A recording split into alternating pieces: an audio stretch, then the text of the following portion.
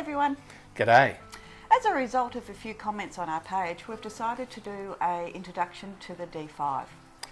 Actually, JLR... What's a JLR? Oh, sorry. Jaguar Land Rover. Jaguar Land Rover call it the L462, the new Discovery, or the Land Rover Discovery 5. Gee, that's a lot of names. Why don't you just call it a D5? Yep, okay. It's the D5.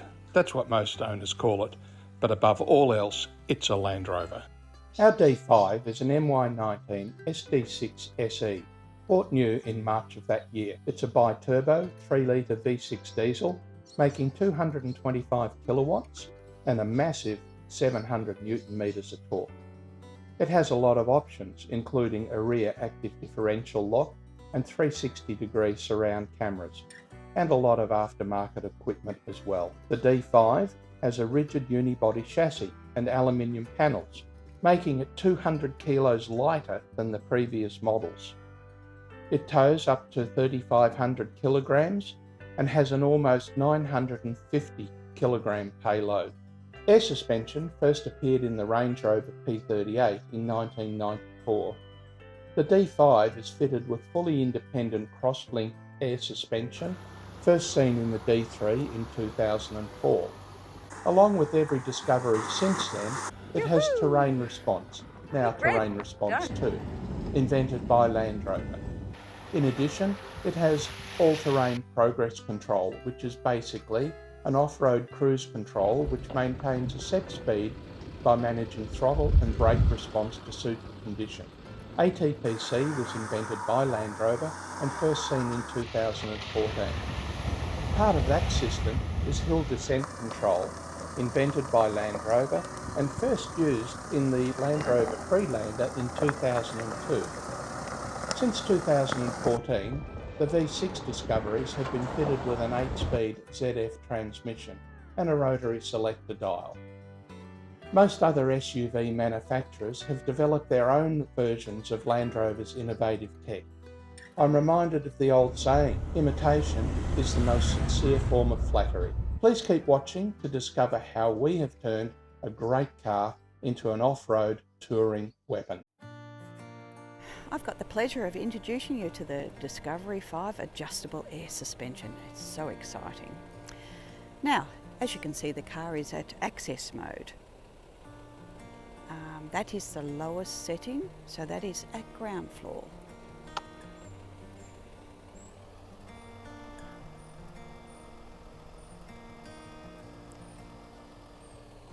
This next setting, which is the first floor, is the road height.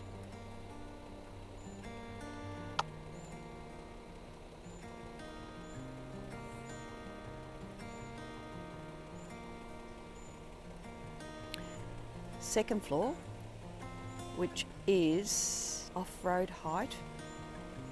It has a wading depth of 900mm.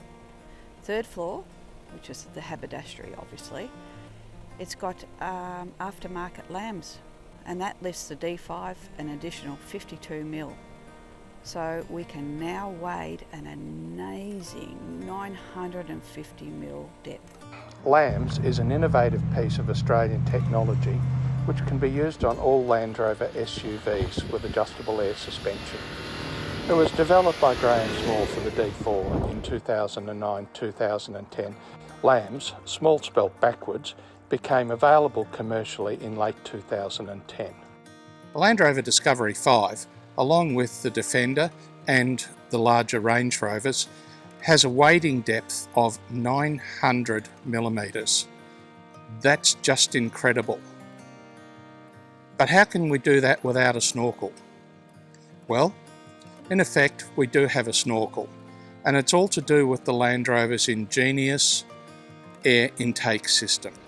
The air intake is this very carefully calibrated gap here, which I'll point out, between the mudguard and the bonnet.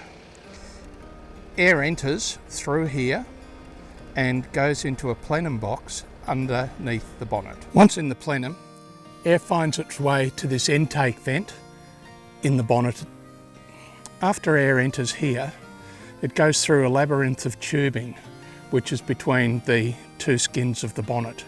In here, air velocity slows, dust and water drops out.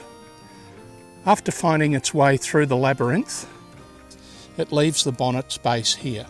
The air finds its way into the mudguards, into another labyrinth of tubing.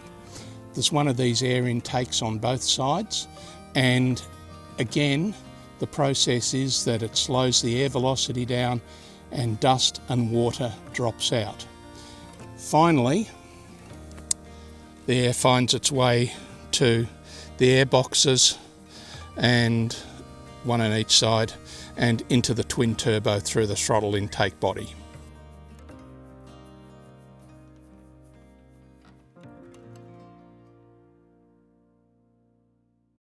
After beating the heck out of the D5 and our Crusader cross-country extreme caravan on the Old Air Highway, Nullarbor, South Australia, I'm about to air up these awesome LT 265/65 R18 Toyo Open Country RT tyres.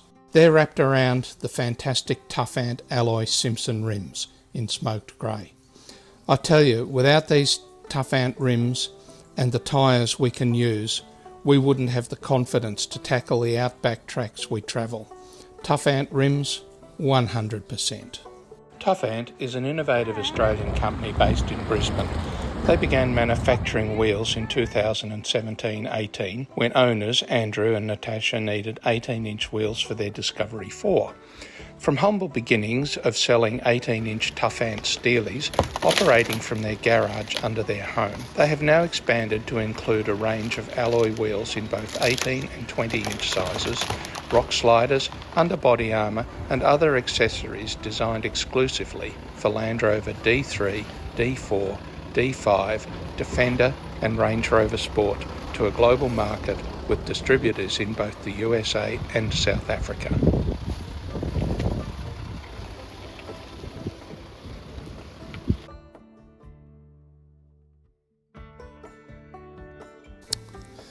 Our D5, if not the first, was one of the absolute very first D5s in Australia to be fitted with a discrete winch. The base plate for the winch is from Lucky 8 in the US. I had to import the base plate for the winch. I also imported the Factor 55 fair lead and the Factor 55 ultra hook. The winch, of course, is wired directly to the battery via a heavy-duty cable with an on and off switch in the cable.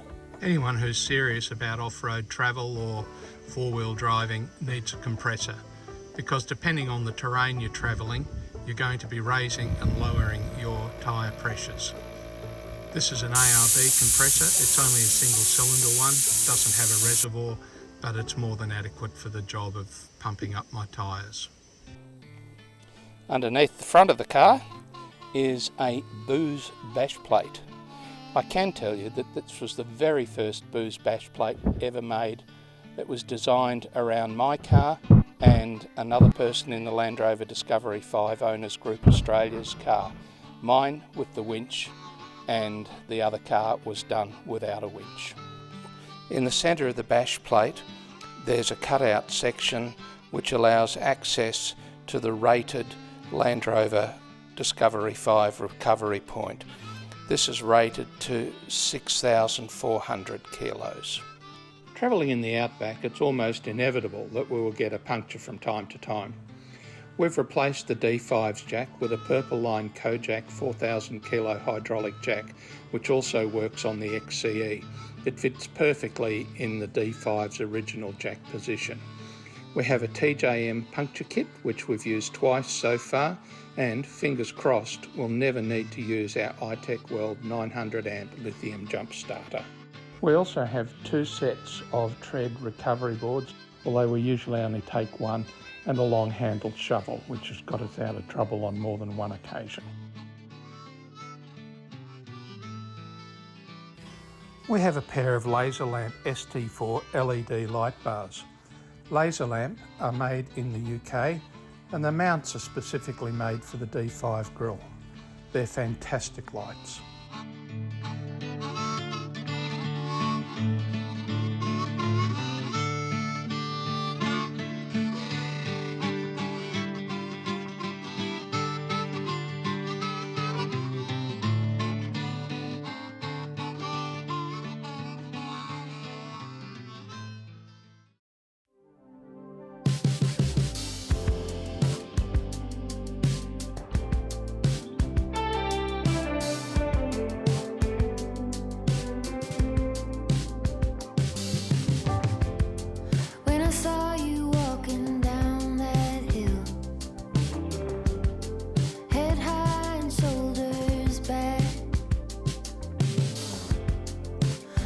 Watching you was such a thrill.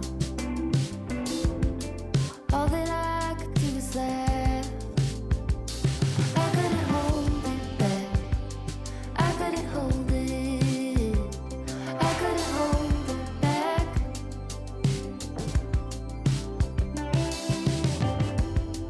We were running on that open shore. No saddle on his back. I never felt so free before.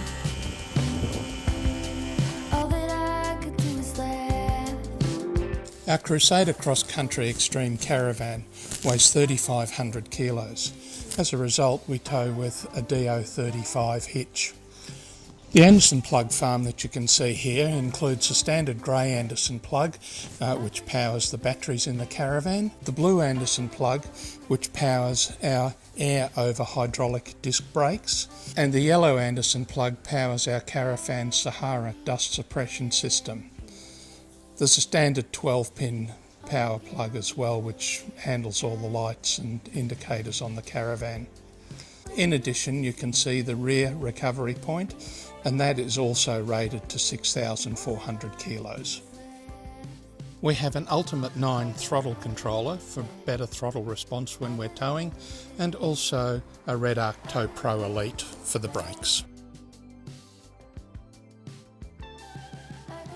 When you're remote, good communications are vital. We have a GME UHF CB radio and also a Selfie Go, which is a mobile phone signal booster. I designed the antenna brackets and they were made by Steg Engineering in Hastings. I sold around 50 of these to members of the D5 Facebook group. Now, in my humble opinion, there's a much better antenna bracket available. It's made by Tough Ant and it positions the antenna between the bonnet and the windscreen. In addition, we have an Iridium Go satellite hotspot which turns our iPhone into a satellite phone. And when we're near our caravan, we have communications and internet via Starlink. Whether it's a daily drive around town, on the highway, dirt roads, off-roads, or even towing the Crusader caravan, D5 is a delight to drive, isn't it, Rob? It certainly is. It's just bloody wonderful, you know, and that caravan of ours is 3.5 tonnes. It's so economical. We're getting around 17 litres per 100k, and it's just absolutely fantastic. We wouldn't own another vehicle for towing our van. No. Karen and I hope you've enjoyed learning a bit about our D5 and how we've turned a great car into our perfect touring and off-road weapon. We'll see you in the next video. Bye.